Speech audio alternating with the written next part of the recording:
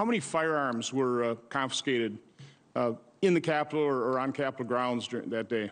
To my knowledge, we have not recovered any on that day from any other arrests at the scene at this point. But I don't want to speak on behalf of Metro and Capitol Police, but to my knowledge, none. How many shots were fired that we know of?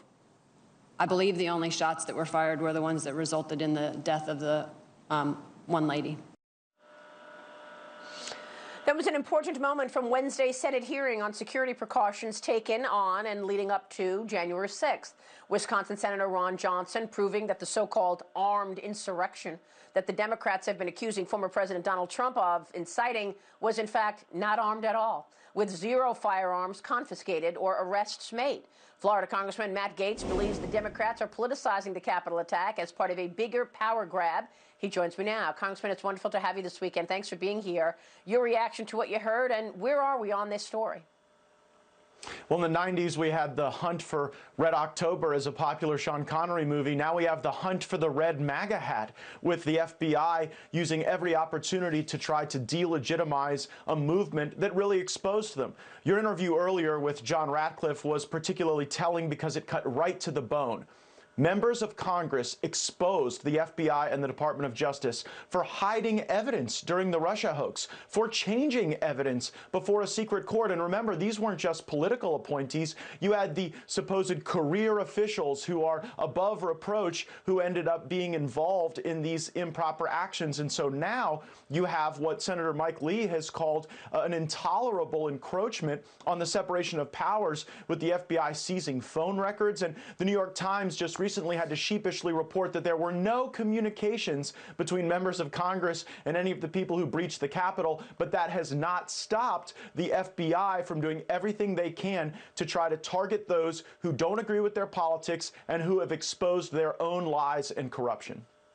This is just extraordinary, and it all fits in with the show that we have been given of the 7-foot fences and the barbed wire around the Capitol. That's the point. Continue to spread this narrative that Donald Trump and any of his supporters are insurrectionists. Now, you just said something very important, that you believe they are using this to get data and information and cell phones from lawmakers. What can you tell us? The FBI used a geofencing tool to be able to strip data out of a particular location during the Capitol breach.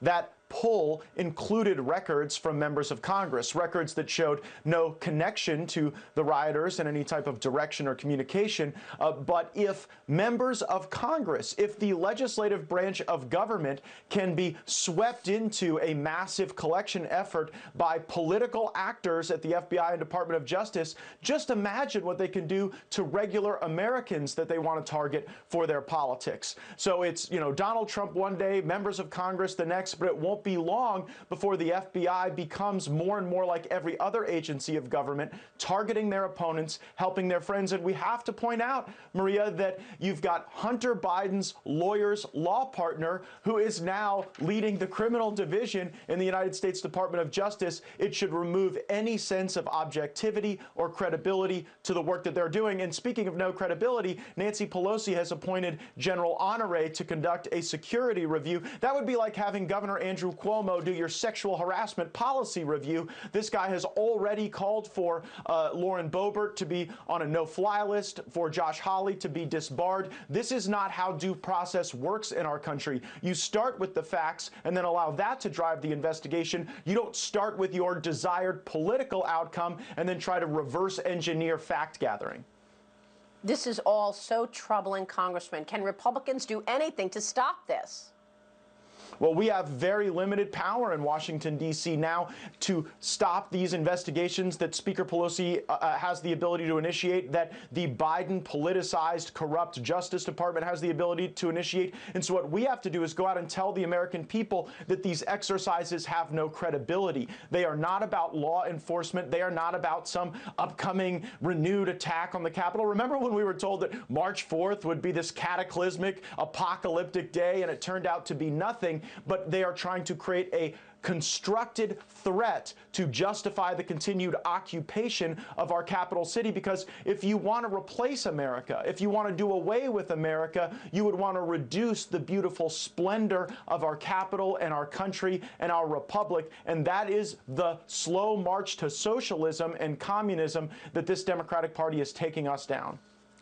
And all the while, China is rising. The Chinese Communist Party just did their 5-year plan the other day, and their catch line is Asia is rising, the West is declining. This is the propaganda that they're selling, and it sounds awfully like what you're hearing from the Democrats. Look, President Biden is nearly halfway through his first 100 days. He has yet to hold a press conference. He has yet to take questions. He said he wanted to take questions the other night. They turned the lights out on him. And then you've got Vice President Kamala Harris meeting with international leaders, Benjamin Netanyahu, Macron, all of these leaders that she's doing these meetings. What is going on? Are we getting ready for some kind of a transition?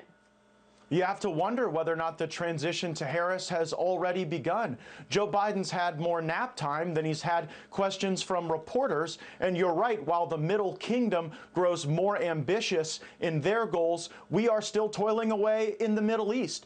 Joe Biden has had more attacks on Syria than he's had press conferences. And so you have to ask to the progressive voters, is this really what you expected? Is this what you wanted? A warmonger president like Joe Biden, when Donald Trump did so much to bring peace to the world and to actually confront the real threat, China, not to be trying to build democracies out of blood and sand and Arab militias in some desert far away.